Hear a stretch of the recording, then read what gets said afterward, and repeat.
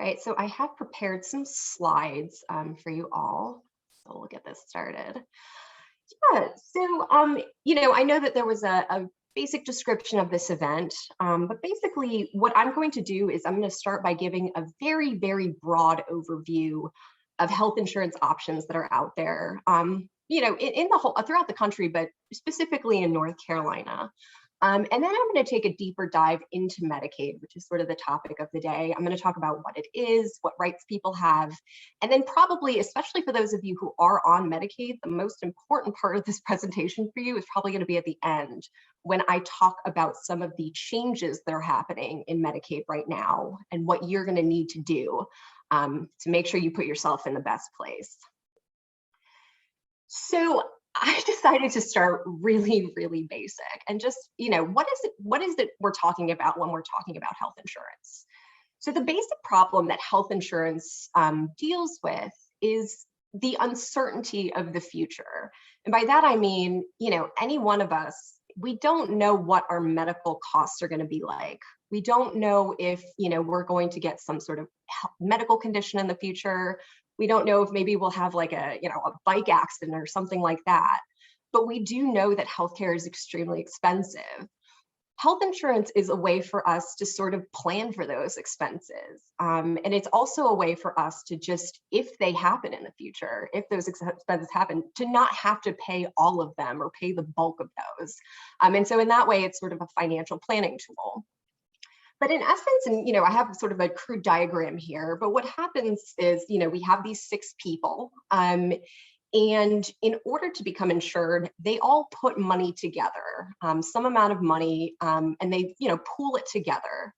And that pool of money is used to pay for, it depends on, the insurance plan, what is covered, but it's going to pay for the medical costs of these 6 people. Now, again, this is sort of about, future costs, and, we just don't know what's going to happen. So you can see on the right, I've just sort of thrown out a bunch of, medical conditions or events that, might cost anyone money in the future. And so, these 6 people can sort of rest assured that so long as they're insured, if they do have a costly medical condition, or even just for something like a yearly checkup, that they will be able to pay those costs without breaking the bank. So I made this slide, again, another crude diagram. For the sake of time, I'm actually not going to go into it all that much. But the point I want to make is this.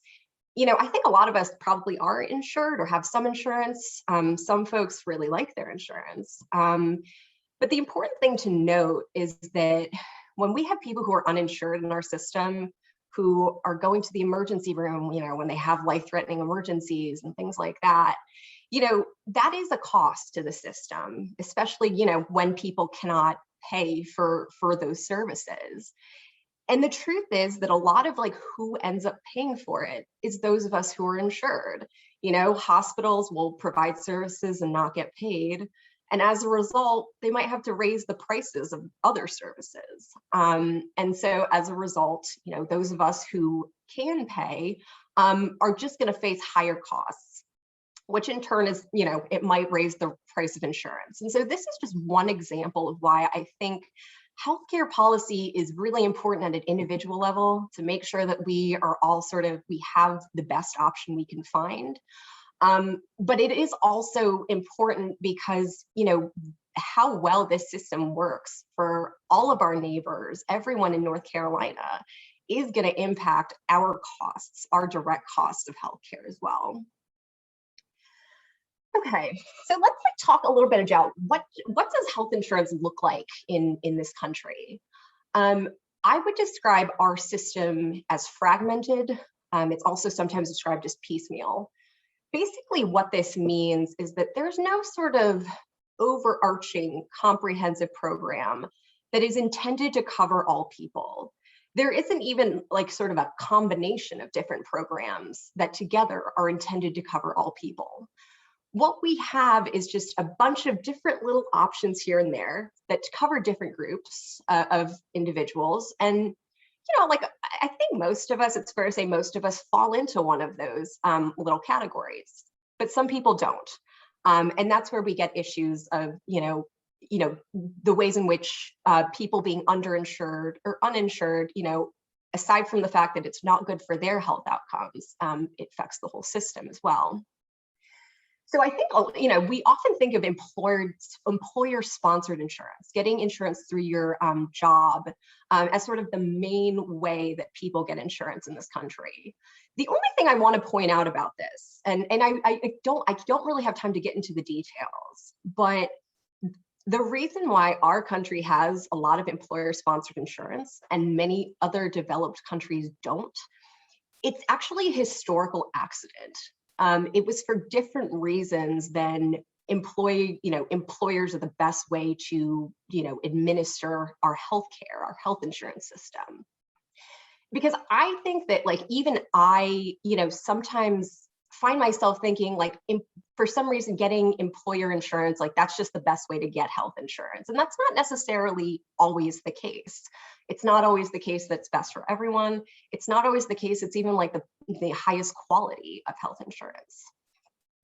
And then we have aside from employer-sponsored insurance, we have, things like Medicaid, which I will talk about a lot more. Medicare, which is primarily for older adults, but does also cover some people with disabilities. Veterans benefits. We have the Affordable Care Act, marketplace plans. Again, I'm going to talk more about that, so I'll just leave it at that. And there are some other options. And so that's sort of what the landscape looks like, if you will. All right, so the first thing I really wanted to talk a little bit about the Affordable Care Act. The Affordable Care Act is also called and sort of nicknamed Obamacare, so that's the same thing. For brevity, I'm going to call it the ACA. And so the ACA is this huge law that was passed during the Obama administration. And it does a lot of things. A lot of those things are sort of in the back end, things that don't directly affect, people who have health insurance. But, I really want to focus on the things that do affect sort of the most amount of people in their everyday lives. So I think the first major thing the ACA did was it provided certain legal protections for people who are insured. One of the big ones, and one that really came up in a lot of the policy debates, was that insurers can't deny coverage, and they also can't charge more to people based on pre-existing medical conditions. So for example, if, let's say I have diabetes and I go to an insurer, that insurer can't say, we're not going to, accept you because you have diabetes. They also can't say, we're going to charge you twice as much as everyone else because you have diabetes. I think, I don't remember the exact things, but there are some things that insurers can use to, charge more and so on and so forth. And there's something like age, location, smoking status, but certainly not your disabilities or your medical needs. Insurers can't have these plan year maximums that just put a cap on how much you consume in healthcare services. Health plans have to cover certain essential health benefits. And this is huge because this applies to the vast majority of insurance out there. This is private insurance through your employers, well, all of these things, but for the essential health benefits, it's private insurers, it's Medicaid, Medicare, it's all of these things. And so just ensuring that people get a certain minimum level of coverage, level of care.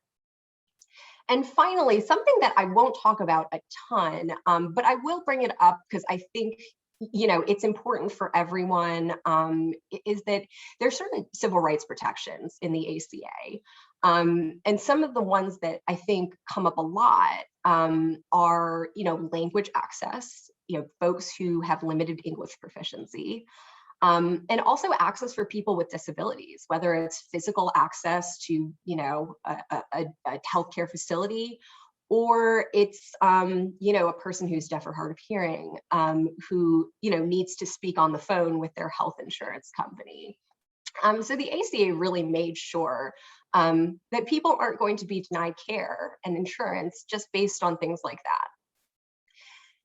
The ACA also created an entirely new option for healthcare. And basically it's, these are health plans that are contracting with the government, but they are run by private companies.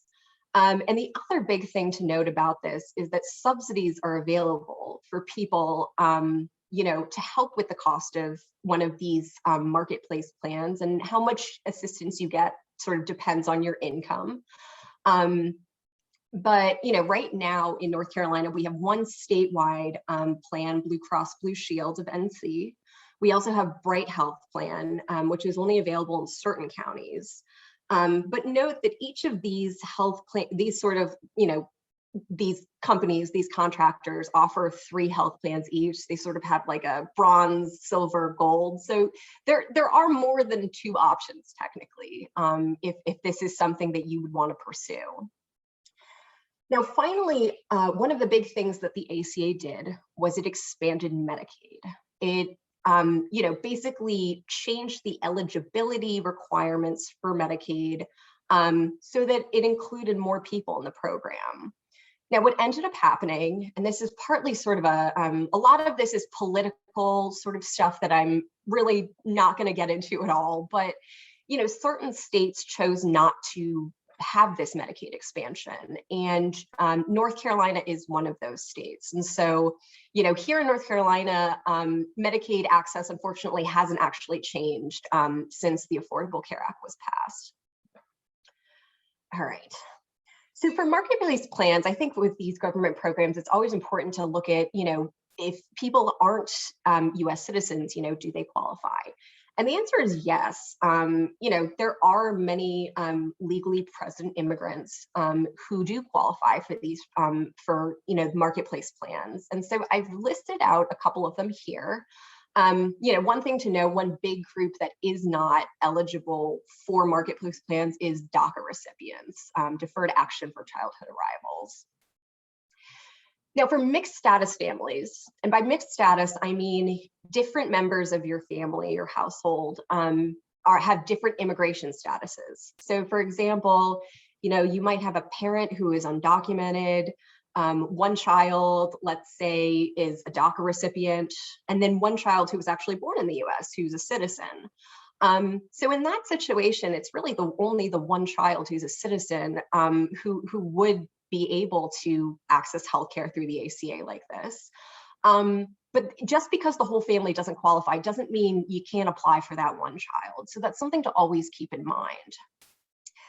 There are a bunch of ways you can apply for, for these plans. Phone, there is a website, you can do it by mail, and you can also do it through what's called a navigator. And in a couple slides, I'm going to talk a little bit more about what a navigator is. Then, now in terms of when you apply, in an ordinary year, the open enrollment period, the time when, people can sort of apply, no matter what, not for any special reason, or change their plan. Usually that's only November 1st through December 15th. Like very narrow exceptions are made for things like, you just got married, you had a child, you lost other healthcare coverage. And in those situations, you can apply outside of the open enrollment period, as long as it's within a certain amount of time after that life event happened. But one of the most important, but like really important thing I want to note is that right now we actually have a special enrollment period. So we're basically in open enrollment right now. And so it's now through August 15th, and there's some increase in the subsidies that are offered. So if you're someone who needs health insurance, who has thought maybe an ACA plan might work out for me, I highly recommend that you start really seeing what's out there available under the ACA, and really consider signing up right now, because it's just a really good time to do so. All right. So if you need help with the Affordable Care Act things, navigating, what the marketplace plans do, how much am I going to have to pay, how much is my subsidy going to be, how do I pick a plan? There are what are called navigators, and these are people, they're sort of like advocates who know a lot about the ACA, and who can talk to you about your individual health needs. They can talk to you, about other life circumstances and help you figure out, if the ACA market plan is right for you and, which plan to choose. And I will also note that navigators don't just know about the ACA, they can also file Medicaid and NC Health Choice applications. I'll get into a little bit about what these two programs are. But all this to say that, if you're considering multiple options maybe right now, not sure if you qualify for Medicaid or for ACA marketplace plans, navigators can still sort of help you with those other programs and sort of considering your options. All right. So this is sort of our big topic for today. This is Medicaid. So Medicaid is it is public health insurance, right? It's a government health insurance program. Technically, it is a joint federal and state program. And so basically what this means is that Medicaid was created by the federal government, so the government in Washington, and Washington really has sort of oversight and is the ultimate power when it comes to Medicaid. The federal government provides some of the funding for, Medicaid programs. And also, it's federal law that has a lot of the really important legal protections for people who receive Medicaid. That being said, if you're a Medicaid recipient, most of your communication, most of what's going on with Medicaid is going to be at the state level. It's really the state government that's going to make major decisions about what the Medicaid program looks like. And, a lot of the communications and things like that you get about Medicaid are going to be from your state government and not from Washington. Now, Medicaid, and I emphasize what I have in parentheses on paper. On paper, Medicaid is a really fantastic insurance program. It covers a lot of things that many people need. And again, it has some really nice legal protections. Now, government programs are often not perfect. So some of you out there listening might be thinking, I've received Medicaid and I don't think it's great and comprehensive and all that. And, all I have to say about that is, it is an imperfect system. It doesn't always live up to what it's supposed to be. But I would say on balance, even compared to a lot of private insurance, it's a very good health insurance option. It is only available to certain groups of people. So I've listed some of them out: pregnant women, children, very low income parents and caretakers who are, caring for children and dependents. Disabled people, and there's a very specific definition of disability that Medicaid uses. Those who are elderly, and then women diagnosed with breast or cervical cancer. Medicaid eligibility is very complicated. There are lawyers that only do cases of whether a person can get Medicaid at all. So I really am scratching the surface, but these are generally the groups of folks that might qualify. Now, one thing I do want to address, since we did talk about the ACA, is there is something called the coverage gap. Basically, as I mentioned, the ACA hoped that Medicaid would be expanded to more people. Through the ACA, through what it said. And so the way you can think about it is, from here down, these folks used to be covered by Medicaid. And if a state expanded Medicaid, let's bump it up here. So now all these people are covered by Medicaid. And then what the ACA did was said, okay, now everyone just above here, just above, doesn't qualify for Medicaid, but just above that can get subsidies to get those marketplace plans we talked about. And so at least, if the state expands Medicaid, then, all of these people have an insurance option. Unfortunately, with states like North Carolina, because they didn't expand Medicaid and we're still down here, unfortunately, the subsidies for the ACA marketplaces still start up here. And so we have what's called this coverage gap. People who who can't get Medicaid based often on their income, because it wasn't expanded to sort of cover them. But they don't have enough income to get a marketplace plan through the ACA. And I mentioned this, it's just a really unfortunate situation, and I don't really have a good answer for it. But unfortunately, there are folks out there who might just, because of where their incomes are, not be able to get these two insurance options. Okay, so again, I think it's important to talk about immigrant eligibility. So for pregnant women and children under 19, it's a pretty broad eligibility rules. It's not super difficult to qualify for Medicaid. Now, I'll mention the 5-year bar when I talk about this next bullet, but there's no like bar on how long you have been in the U.S. and how long you've had your immigrant status, typically when you're a pregnant woman or a child. For non-pregnant adults, it is limited to certain qualified immigrants, which is the sort of legal term that's used. So I've listed out some of those here.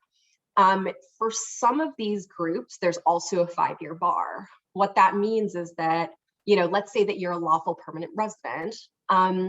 It's not enough to just become an LPR and then apply for Medicaid.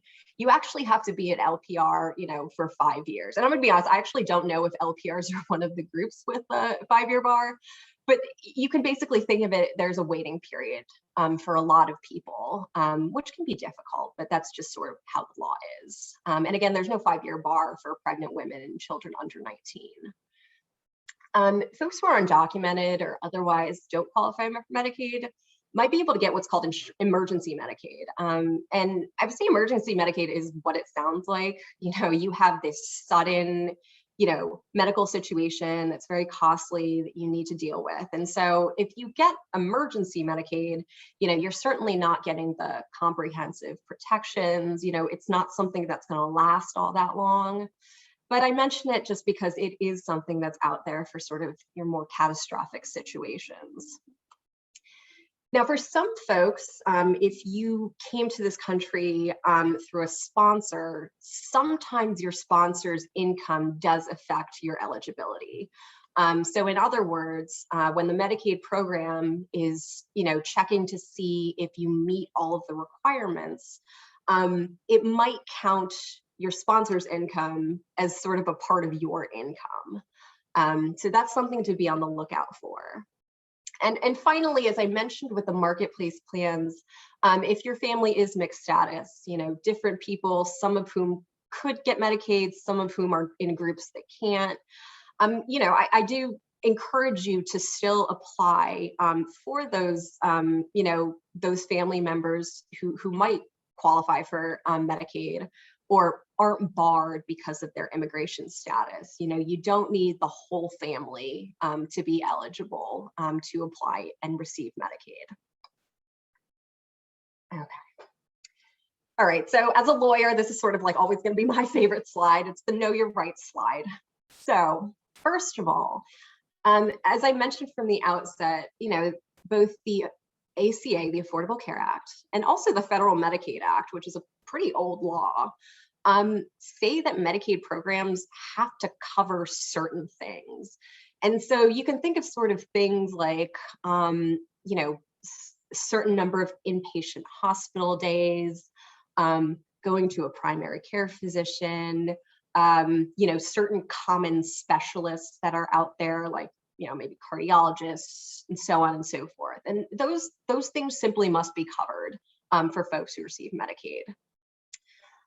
There are, states do have the option of covering things that aren't necessarily required, going above and beyond. But there is, just be aware, there is a floor to what has to be covered under Medicaid. The other thing, and this is really unique to public programs as opposed to, say, private insurance that you receive through your employer, is that you have what are called due process rights. And so, what are due process rights? Due process comes from the US Constitution. So this is actually like a bona fide constitutional right that Medicaid recipients have. And basically the idea is that if the government takes something away from you or is going to take something away from you, and you believe you own that thing, you are entitled to that thing. If that's the case, then there are a couple things that have to happen. First of all, the government has to actually tell you, we stopped this thing that you have, or we're going to stop this thing that you have, in this case, Medicaid. And perhaps most importantly, you have to have the right to a hearing, which really just means you have an opportunity to stand up and explain why you think the government's wrong and why you should continue to get whatever it is that, you think you're entitled to. So like, a completely, outside of Medicaid example is we think about due process in criminal trials. If the government wants to take away your liberty and put you in prison, they have to give you a trial. You have the right to a jury, have it decided by a jury of your peers, and not just some bureaucrat. So due process comes up in all sorts of contexts. Now, of course, with Medicaid, we're not talking about anything as serious as going to prison. And so you're not going to get a jury of your peers. You're not going to get a full trial, but you are going to get a hearing where you have this meaningful opportunity to sort of defend yourself and explain why you think you need to continue on Medicaid or whatever it is. And in Medicaid specifically, what I'm talking about is are decisions like you apply for Medicaid and Medicaid says that you're not eligible. Well, you can go to a hearing if you'd like and explain why you think that decision was wrong. In addition, once you have Medicaid, you can also, appeal and go to a hearing if you're denied a Medicaid service that you think has to be covered. And similarly, if a Medicaid service is terminated or if it's reduced, in those situations, you also, again, have the right to go to a hearing. Now, you don't need a lawyer, and unfortunately, there isn't a right to a lawyer when it comes to Medicaid hearings. And it is something that you can do without a lawyer. That being said, having a lawyer at least walk you through the process and possibly represent you can be very helpful. And in a couple of slides, I'll talk about a little bit about how you might be able to find one of those attorneys. All right, so Medicaid has sort of bigger and better protections for children who receive Medicaid. So the first thing I want to do is make sure I clarify that there are sort of like two big programs that you'll see out there, that seem similar but aren't quite the same. So there's a special healthcare program called Children's Health Insurance Program, or CHIP. This is something that's, it's throughout the country, and it's basically available to some children who don't qualify for Medicaid because their family's incomes are too high. And in North Carolina, it's called North Carolina Health Choice for Children. And so I just want to point out, this is a very good health insurance program and something that one should consider, but it isn't the same technically as Medicaid. Okay, so Medicaid for kids, another way of saying Medicaid for kids, and it's just sort of a mouthful, is Early and Periodic Screening, Diagnostic and Treatment, or EPSDT. I'm not going to dive into exactly what's going on with those 5 letters. It's not really relevant for today.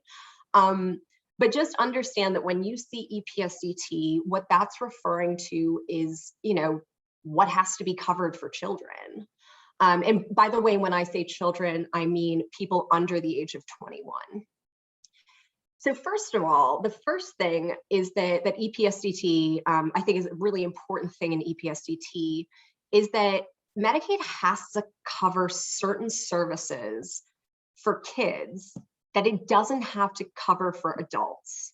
And it has to cover those things when they are, and I put this in quotations, medically necessary for a particular child. Medically necessary, it's sort of a legal term that I don't think it's really worth going into exactly what it means. But I think oftentimes, practically speaking, if you have a healthcare provider, a doctor, or some other professional who has examined a patient, who has treated a patient, and has prescribed something for it, whether it's a service or, like a service, or maybe it's a piece of equipment or something like that. That's a good sign that that thing is medically necessary. And so again, the big thing here is that, for adults, there are limits on the types of services that might be available. But with kids, the state has to make exceptions, again, when these services are medically necessary. Now, in addition, there also aren't limits under EPSDT on the scope, duration, or frequency of a covered service.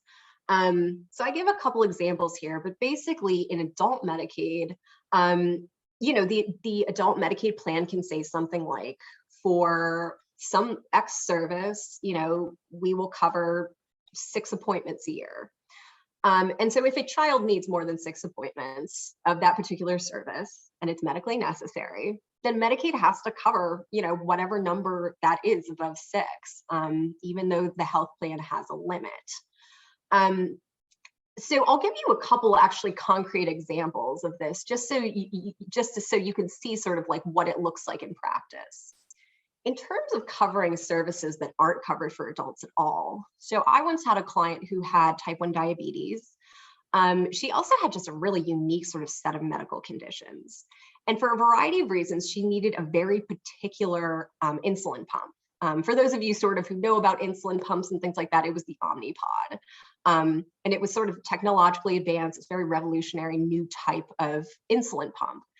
And Medicaid denied it and said, listen, we'll cover other insulin pumps, but we're not going to cover this one. We don't cover that. And, the argument we made, and we did prevail. My kid did get, the insulin pump she needed. But what we said was, listen, just because you don't cover this for adults doesn't mean you don't have to cover it for my client. And then we went through the medical reasons why it had to be this pump, and other pumps, they weren't up to snuff. There were serious problems with my client using them.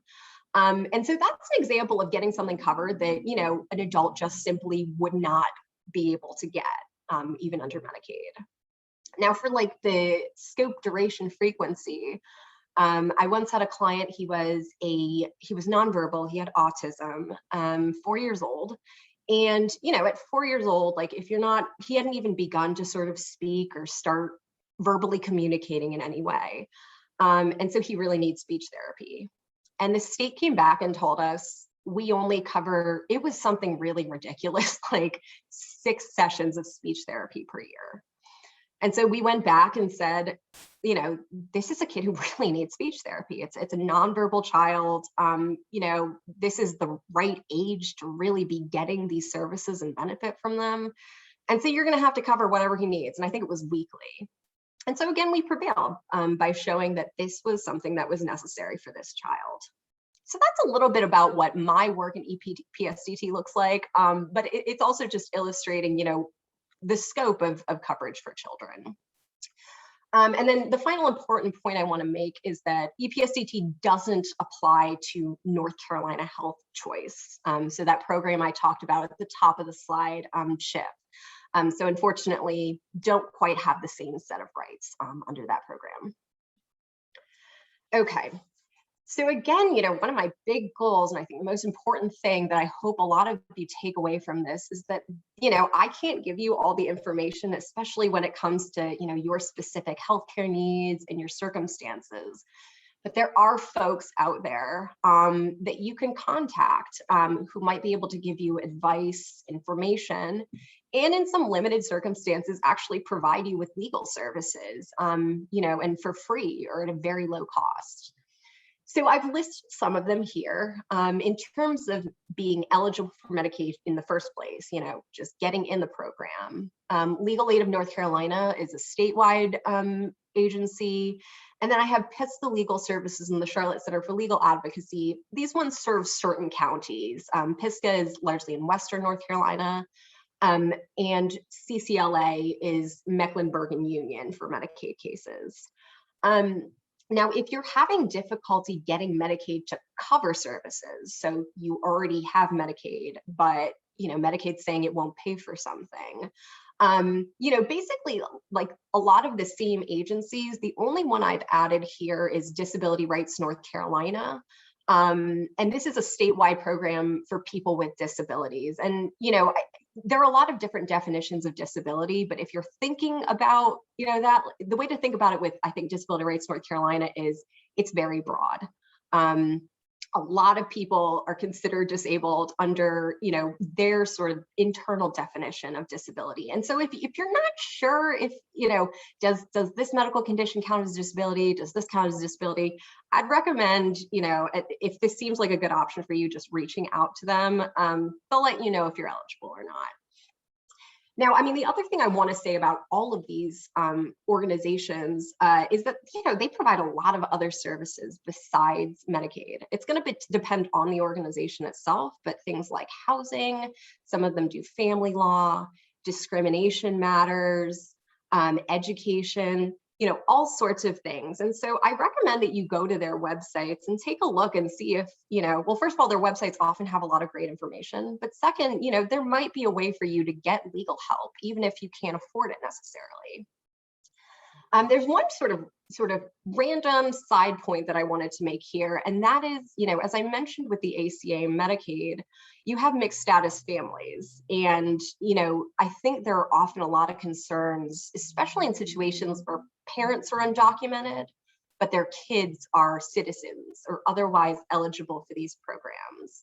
And it's important to note that as the parent, if you are applying for your child, you don't have to disclose that you're undocumented or give a ton of information about yourself, or, and there isn't, I shouldn't say there's no risk, but in general, you're not going to risk, being turned into ICE or something like that because you applied for Medicaid for your child. But there are some of these legal organizations, I know this is certainly true of the Charlotte Center for Legal Advocacy, some of them do provide services to, folks who are immigrants. And so if you have concerns about how your immigration status, might affect your family's benefits, or you have concerns about just contacting the government in any way, I would recommend, seeing if you can find someone at one of these organizations who can at least give you some guidance, give you some peace of mind, and just talk through with you what might be the risks and what might be good options for you. All right, so Medicaid transformation. Folks, if you are in Medicaid right now, this is the most important part of this presentation for you. And I know it's getting a little bit late on a Thursday night, but I can't emphasize enough how important this is, because if there are actions you might have to take, and if you don't take them, there can be consequences like not being able to see doctors you like seeing. Okay, so what's going on? Broadly speaking, North Carolina's Medicaid program is moving from what's called a fee-for-service system to a system of managed care. I'm not going to go into exactly what that means. It's really not necessary for anyone who's applying for Medicaid or already has Medicaid. But I just wanted to sort of put those terms up there for you. If you just Google fee-for-service versus managed care, you can find some general information about why North Carolina might be doing this, and many other states have done this transition in their Medicaid programs. So what's changing is basically how medical services are being approved and how they're being paid for. I want to just point out, and I'll get into this more, there might be changes in, which providers a particular Medicaid recipient, can go to for care. And finally, and I'm just making this point in case, some folks have kind of heard of this, just so it's not confusing. We do have managed care right now already in North Carolina for what are called behavioral health services. So if you're a little bit confused about, is that the same managed care? Is that different? It's not what we're talking about today, but it is also managed care. So here's the big thing. July 1st of this year, 2021, the vast majority of those who are on Medicaid are going to switch from sort of how Medicaid is done now to a health plan that's going to be provided through a private entity, or a private company. And so, and I want to sort of, there is, in all of these things with Medicaid, especially with transformation, there are a lot of terms that are thrown out. There's a lot of jargon. So I just want to clarify some of the words that I'm going to use, and hopefully just don't confuse you further. So first of all, these health plans that you're going to be getting through private entities we call them prepaid health plans, and I'm going to use the term PHP. And the big change, I think, as a Medicaid beneficiary that you're going to see, aside from the fact that there might be differences in, which doctors, you can see that will accept Medicaid. The big change is that instead of getting letters, from the state about Medicaid or informing you of, services and things like that, denying you services, instead of coming directly from the state, they're going to come from your PHP. And I think this is confusing. I've done this work in some other states, and it can be confusing because after a while, some people start to think, maybe they don't actually have Medicaid. Oh, no, I don't have Medicaid. I have this private insurance. But just, I say this to just note that even though you're getting a lot of communications from someone that's not the government, it is still very much Medicaid. Now, the PHPs that people are signing up for right now, we're calling them standard plans. And so when I talk about standard plans today, really what I'm talking about is those people who need to change to plans now, before July 1st or what have you, or rather are just going to be on these plans. In the future, there are going to be other types of PHPs for that small percentage of the population that isn't making this transition right now. Okay. So who is affected? As I mentioned, it's most people on Medicaid and health choice. There are two sort of categories of people who don't have to make the change. The first is people who are exempt.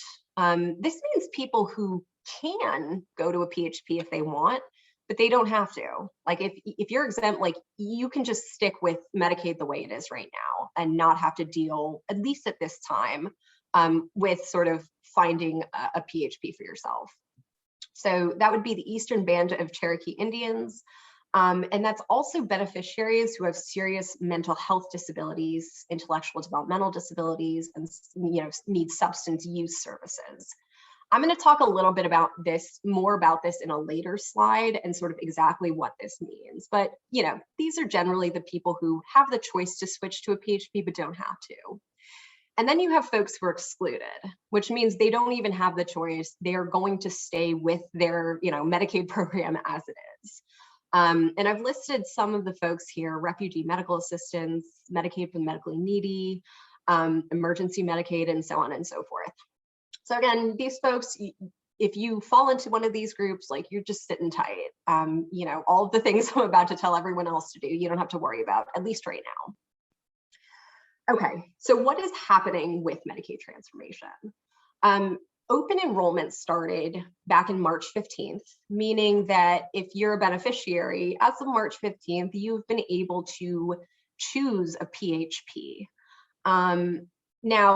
Originally the deadline to do so was, I think, last week, but that has been extended, but not much, to May 22nd, which is very, very soon. And so you can still enroll in, again, I say standard plan on this slide, in your PHP, if you're one of those people who needs to do that. Now, after May 22nd, if you haven't sort of taken action and gone ahead and chosen a standard plan, what's going to happen is Medicaid is basically just going to automatically assign you to one. Now, but like if that happens, it's really not the end of the world. And again, I guess I should have included this in the timeline, and you will start getting services, under this plan as of July 1st.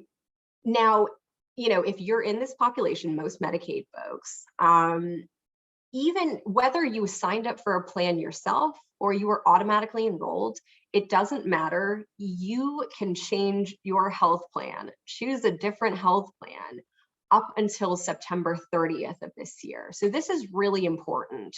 I think for some folks, they may have signed up for a health plan without really considering, whether it was best for them. So you have a chance to do some more research and reconsider. And then, of course, if you are automatically assigned to a plan that really doesn't work for you, you can switch to one that does work for you. And then, as I mentioned, in the future, other folks who are on Medicaid who aren't going through this transition right now, like most of them are going to transition eventually to something that looks a little bit like this. All right, so let's talk about what's not changing. Your rights are not changing. As I mentioned, when I've done some Medicaid work in other states that already had this sort of managed care system, some of my clients were confused about whether they even had Medicaid in the first place. Like they felt like, oh, I have private insurance. Not only is it Medicaid, but all of the rights we talked about, what has to be covered, your due process rights, EPSDT, all of those things are still in place. And those are rights that you can still exercise. Eligibility for Medicaid and health choice also isn't changing. The standards for whether you qualify for Medicaid in the first place aren't changing. Now, for the most part, the services that must be covered aren't changing. As I mentioned, it's a requirement for Medicaid to cover certain things. Some plans might have some sort of bonus services, so definitely do your research and see if there are plans out there that are providing extra services that would work well for you or that you're interested in.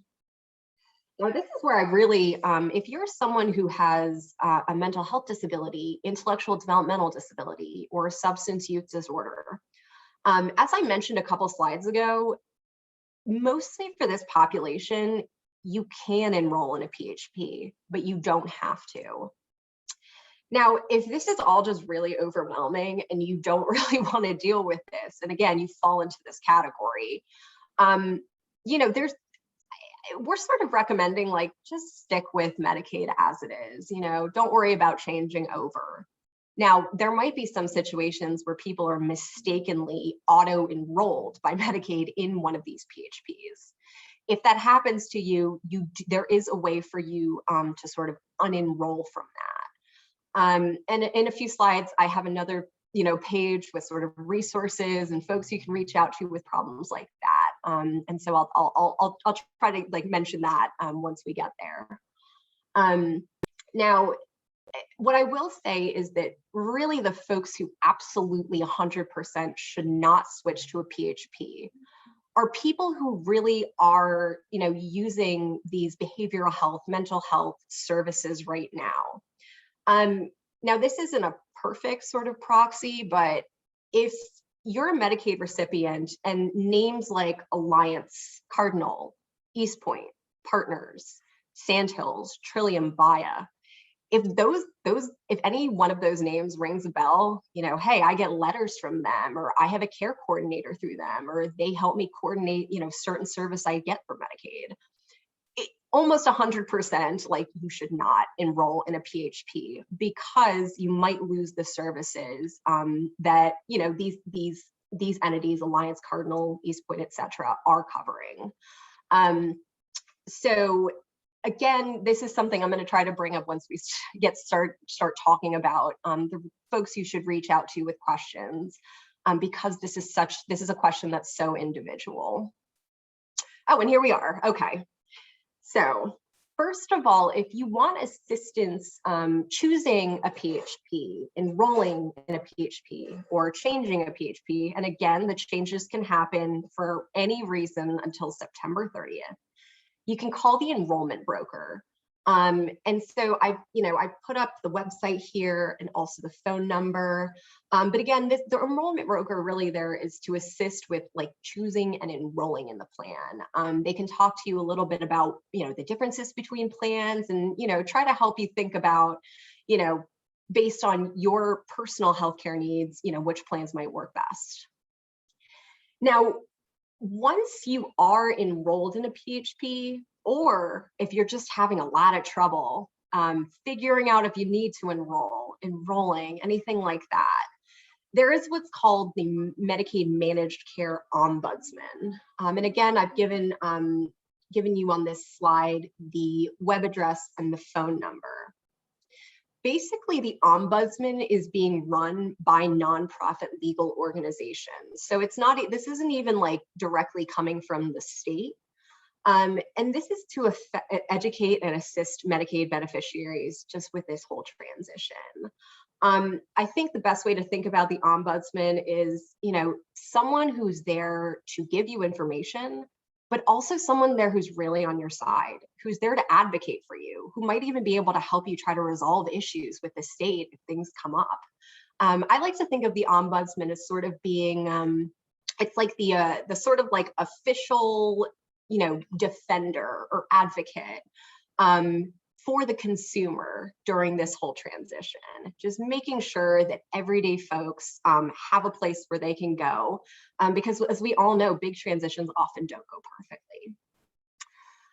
Okay, and I think the I was going to mention, yes. So the ombudsman is I'm not sure if the enrollment broker can help all that much with this, but the ombudsman and the enrollment broker, this is if you're not sure if your mental health or behavioral health services are actually going to be covered under these PHPs. In other words, if you don't know if you should be going to a PHP or not, these are resources, folks, who can talk to you about what your needs are, and explain to you whether it makes sense for you to go to a PHP or not. I've tried to cover sort of all the reasons what you might call those folks, but honestly, especially when it comes to the ombudsman, really is just there to address issues with this Medicaid transformation. So don't hesitate to call. Don't worry about, maybe my issue isn't going to be covered by them. Okay, so finally, and this is this is the big thing. This is going to sort of summarize what I've been talking about. What do you absolutely need to do right now if you're a Medicaid beneficiary? So first of all, you got to figure out whether you need to or can or should enroll in a standard plan. Again, you can sign up yourself, or you can be auto-enrolled. Some folks, you're not even going to be able to, get on a standard plan if you're from one of those excluded groups. And if you have been auto-enrolled in a standard plan and you think this was a mistake, so for instance, you think you were exempt, or you're in one of those excluded groups, you should contact the ombudsman about this issue and resolving it and getting you back to the Medicaid program that's really gonna be best for you. Okay, next is, so you are one of the many folks who is moving to a standard plan or PHP. You want to figure out which one is best for you. The main thing to do here, because all of these plans have networks of providers, and for the most part, you can only get services covered if you go to one of those providers. So you want to go to doctors that you've been seeing for a long time that you really like, and you ask them which of these PHPs, these standard plans, are you going to be accepting? And then, just gather that information and, pick a plan based on being able to keep those doctors. I will say that there is a search tool, and enrollment brokers can help you figure out whether your doctor is, in a particular PHP's network or not. But a lot of that information, it might be inaccurate, it might just be delayed. And so really we are emphasizing that the best way to do this is to contact your doctors directly. And again, even though we have some deadlines coming up, you don't have to make the ultimate decision about whether your plan is the best for you until September 30th, because you can switch. And then a final point I just want to make, departments of social services, which are at the county level, have some involvement in the Medicaid program. If you've moved recently and you're not sure if they have your updated address, I would contact them and go ahead and make sure they have your latest contact information. That way you know that any of the communications that are coming out that are really important to you are coming to you at the right address. Okay. All right, everyone. So that was sort of my formal presentation. And yeah, Fian, I'm not sure what would be the best way to take questions, but I'll follow your lead on that. Yeah, thank you so much for all of that. That was so educational. I really didn't know most of that stuff. So that was really, really helpful, especially because I'm aging out of my parents' insurance actually. So this is really great to know. Yeah, so you actually did get a few questions in the chat and in the comments, so I'll just read some of them out to you. And maybe we can start with this one. So someone was asking, how does Medicaid work with someone who is retiring with low income in the era of healthcare mandate? So I guess I'm not sure what healthcare mandate is exactly. And so maybe the questioner wants to clarify that. I mean, so, if you are an older person, you can, and you have like lower income, if you're on Medicaid now, you can keep it. There's really like no issue there. You know, you also might be eligible for Medicare at the same time, so you might choose one or the other. There are some folks who actually receive both Medicaid and Medicare. But all this to say that I don't think that age is, over time, like it's not like you hit a certain age and suddenly like Medicaid's going to go away for you. You'll still be eligible as long as you meet the other requirements like income. Thank you. And we also got another question. And if they clarify anything, then I'll let you know. Okay. A different question said, what does Medicaid/CHIP look like for people who are aging out of the foster care system? And for students who get insurance through their university, is this typically through Medicaid or CHIP? And how does that work? Okay, these are really important questions, and I might not be able to give complete answers, I'll be honest. So first of all, to start out with, one of the groups of people who automatically gets Medicaid in North Carolina is, kids who are in the foster care system. In case there's anyone who's curious, kids in the foster care system do not have to enroll in Medicaid PHPs. You are one of the excluded groups. And so in terms of aging out of the foster care system, I'm going to be honest, this isn't an area that I know a ton about. From what I know, there is certainly the possibility that, maybe you no longer qualify for Medicaid because you were in the system, but you might qualify otherwise if, your income is low and, you meet all the other requirements. I can imagine though, from the person that is asking this question, like, I imagine it's a very hard transition, and finding healthcare might be one of those things that's really difficult about, aging out of the system. So I can definitely see where that question is coming from. Now, if you're getting insurance through your university, and I think what this person is talking about is sort of the plans that are offered, when you're just because you're a student. So for instance, I was in law school, past when I was 26 and on my parents' insurance. And so I got insurance directly through my law school. Typically these are, it's probably almost never Medicaid or CHIP. Your university is almost like an employer in this case, providing a healthcare as a benefit. So, probably not going to have a lot of the same rights and things like that. Awesome, thank you. That was super helpful. And for another one, it says, can I be eligible if we are over income, but my child has a disability? Okay, this is a complicated question. And so to this person, I would say, this is a situation where you might want to reach out to a legal aid organization. You may even talk to someone like me about your specific situation. So a couple things I'll say, this happens a lot, and it's really unfortunate that you have children who have high, healthcare needs that are super costly for anyone, not only low income, but middle income and some high income folks too. But you can't get this comprehensive coverage. So, again, it's going to depend a lot on the individual situation. So I don't want to give an exact answer. Now, the other thing that this person might want to consider, and again, this is very dependent on the individual situation, is that, there is one Social Security program called SSI. I think it's Supplemental Security Income.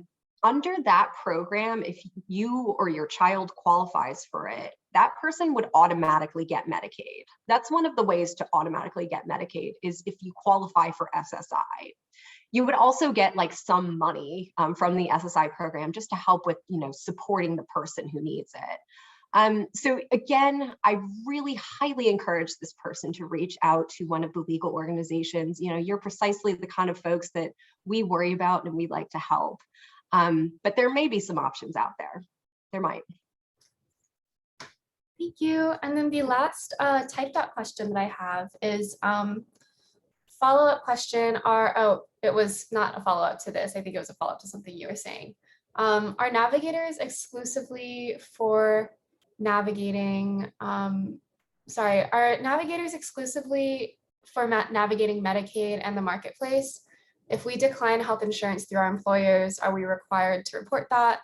And does that declined offer impact our eligibility for subsidies? I don't believe that declining your employer's insurance does. I can't say I've ever heard anything like that being the case. And I don't think there's necessarily any reason why you would have to disclose that.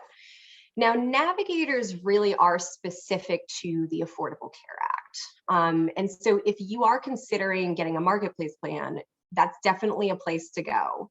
But as I did mention, they know a little bit about Medicaid and some other programs too. And so if you are in the situation where you're not sure if you're Medicaid eligible and you're not sure, what getting an ACA plan would look like, then yes, navigators are absolutely good people to contact to discuss your situation. Thank you so much. And that is the last typed out comments question that we have. Okay. Anyone on the call have any questions for Emily?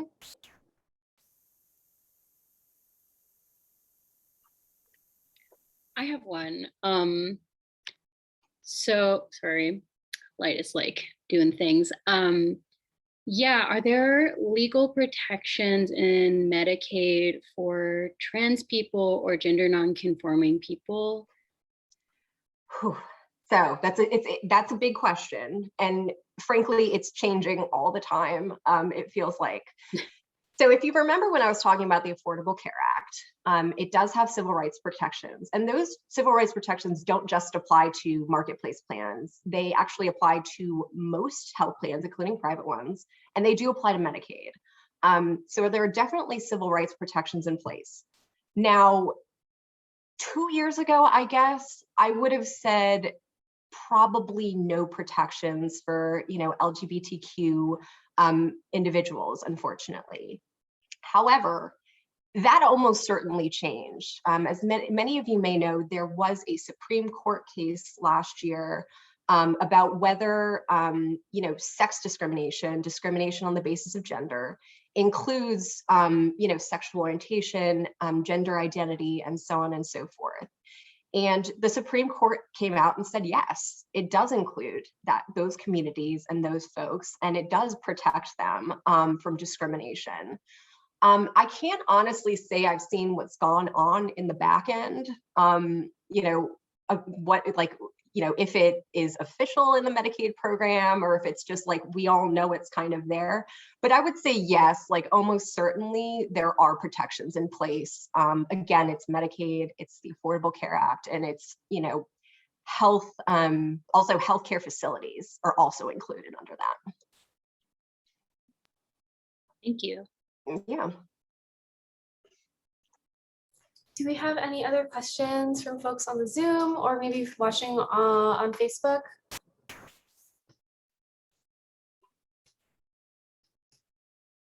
I'm not seeing anything. All right. Well, thank you so much, Emily. This was super helpful. I had no idea about most of this stuff, especially the new changes and the coverage gap that you were talking about. So one last question I have for you is, what can someone do if they're in that gap? And is there anything that other folks can do to help?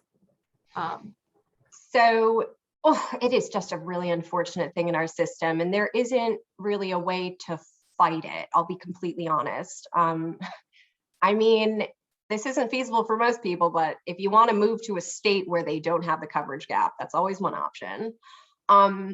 Now, another option is, and this can be a little bit difficult to navigate, but if you are just above the income level for Medicaid, you might go to your employer and say, hey, do you want to like drop my income down a little bit just so I can get Medicaid?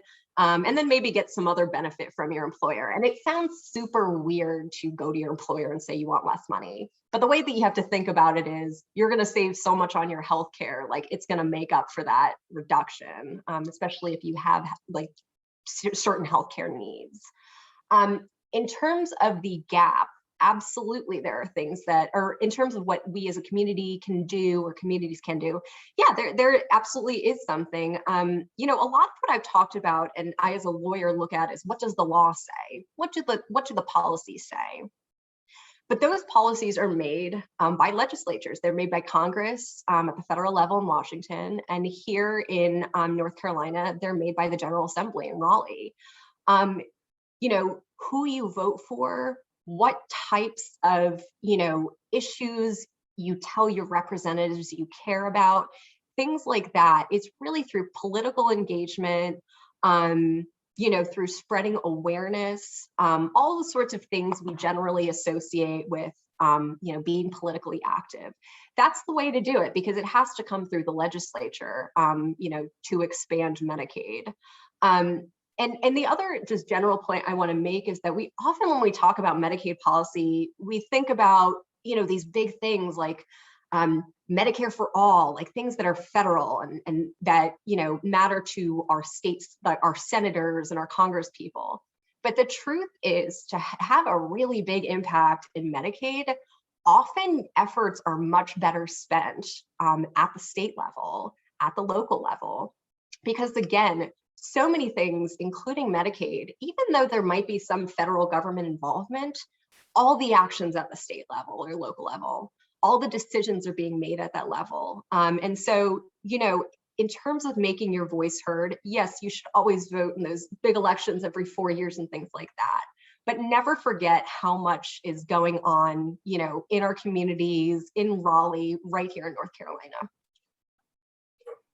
Thanks again so much, Emily, for sharing all of that. And for folks who are interested in getting involved in this kind of stuff, please just stay tuned. NCAT does get involved with some lobbying efforts, some health access information sharing. So, and again, this video will be recorded. So if you know somebody who needs this information, this will be sent out and it's available on Facebook as well. So yeah, thank